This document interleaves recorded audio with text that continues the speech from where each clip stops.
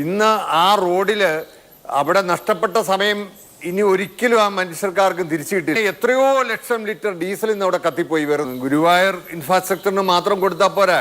ഇന്ന് ആ റോഡിൽ അവിടെ നഷ്ടപ്പെട്ട സമയം ഇനി ഒരിക്കലും ആ മനുഷ്യർക്കാർക്കും തിരിച്ചു കിട്ടില്ല.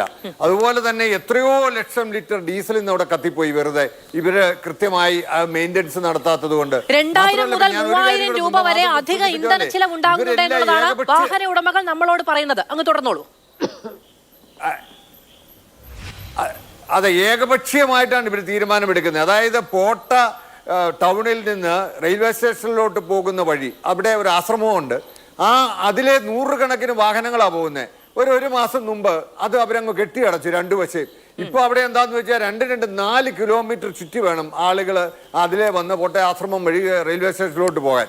അപ്പൊ ഇവർക്കിതോ യാതൊരു, നമ്മുടെ ഇവിടെയൊക്കെ സാധാരണ വിദ്യാഭ്യാസ സ്ഥാപനങ്ങൾ, റെയിൽവേ സ്റ്റേഷൻ, ആശ്രമം ഇങ്ങനെയുള്ളിടത്ത് ഒക്കെ അണ്ടർപാസ് പണിത് കൊടുക്കും, അല്ലെ മേൽപ്പാലം പണിത് കൊടുക്കും. ഇവരിതൊന്നും ചെയ്യുന്നില്ല. അപ്പൊ എനിക്ക് ഈ സമയത്ത് കേരള ഗവൺമെന്റിനോട് ആകെ റിക്വസ്റ്റ് ചെയ്യാനുള്ളത്, നമുക്ക് ഞാൻ മുമ്പേ സൂചിപ്പിച്ചോളൂ, ഇന്ത്യയിൽ ഒരു സംസ്ഥാനത്തും ഇല്ലാത്തതുപോലെ വാഹനപ്പെരുപ്പം കൂടുകയാണ്. അത് പ്രത്യേകിച്ച് ഇനി IT ഹബ്ബുകളൊക്കെ കൂടുതൽ വരുമ്പം നമ്മുടെ ആളുകൾ മുഴുവൻ 2 വീലറും 4 വീലറും ഒക്കെ വാങ്ങിക്കും. നമ്മുടെ നിരത്തിൽ താങ്ങാൻ കൊള്ളാവുന്നതിനേക്കാൾ കൂടുതൽ വാഹനമാണ്. 1974 നമ്മുടെ റോഡിലെ വാഹനങ്ങളുടെ സാന്ദ്രത 8 ആണെങ്കിൽ ഇന്ന് അത് 857. അപ്പൊ അതിന്റെ ഒരു വർധനം എത്ര മാത്രമാണെന്ന് മനസ്സിലാവല്ലോ. അതുകൊണ്ട് നമുക്ക് ചെയ്യാവുന്നത്, ഇപ്പോൾ കേന്ദ്ര ഗവൺമെന്റ് അനൗൺസ് ചെയ്തിരിക്കുന്ന ഒരു ഗ്രീൻഫീൽഡ് ഹൈവേ ഉണ്ട് തിരുവനന്തപുരത്ത് നിന്ന് അങ്കമാലിയിലോട്ട്. അതെന്തുകൊണ്ടാണ് അത് കേരള ഗവൺമെന്റ് നിർത്തിവെച്ചതെന്ന് എനിക്ക് മനസ്സിലാകുന്നില്ല. അതിന് ഒരു പൈസ കേരള ഗവൺമെന്റിന് മുടക്കണ്ട. അതിന് കൊടുക്കുന്ന ഏറ്റെടുക്കുന്ന ഭൂമി അതുപോലും കേന്ദ്ര ഗവൺമെന്റ് ആണ്. നമ്മുടെ കയ്യിൽ നിന്ന് ടോള് പിരിക്കുമെന്ന് മാത്രമേ ഉള്ളൂ. ആകെ ഒരു കണ്ടീഷൻ പറഞ്ഞത്, അതിൽ വർക്ക് നടക്കുമ്പോൾ ഉണ്ടാകുന്ന GSTക്ക് കേരള ഗവൺമെന്റ് ക്ലെയിം ചെയ്യരുതെന്നാണ്. അങ്ങനത്തെ റോഡുകൾ വരാതെ ഇനി നമുക്ക് യാതൊരു നിവൃത്തിയുമില്ല.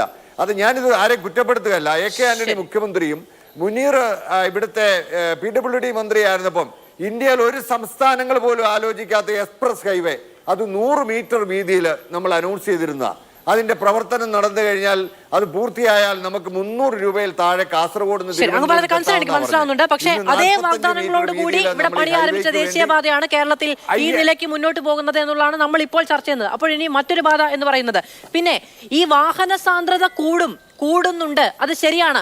അതിനനുസരിച്ചുള്ള റോഡ് ടാക്സും അതിനനുസരിച്ചുള്ള നികുതിയും എല്ലാം വാങ്ങിക്കൊണ്ടാണ് ഇപ്പോൾ ഒരു 2 വീലർ ആണെങ്കിൽ 10% മുതൽ 21% വരെ ഒറ്റത്തവണ നികുതി കൊടുത്തിട്ടാണ് ആ 2 വീലർ ഇവിടെ നിരത്തിലിറങ്ങുന്നത്. 4 വീലർ ആണെങ്കിൽ 13% മുതൽ 16% വരെ ഒരു വാഹനം മേടിക്കുമ്പോൾ അതിന്റെ വിലയ്ക്കനുസരിച്ച് ഇത്ര ശതമാനം പണം കൊടുക്കുന്ന ജനത്തെ നോക്കി കൊഞ്ഞനം കുത്തുന്നതിന് തുല്യമാണ് ഇന്ന് ഈ കാണുന്ന ദുരിതം. ഇതിനാണ് മനുഷ്യാവകാശ ലംഘനം എന്ന് പറയുന്നത്. കോടതിയിൽ നിന്ന് കൃത്യമായ ഇടപെടൽ ഉണ്ടാകുമെന്ന് വിചാരിക്കാൻ മാത്രമേ നമുക്ക് നിവൃത്തിയുള്ളൂ.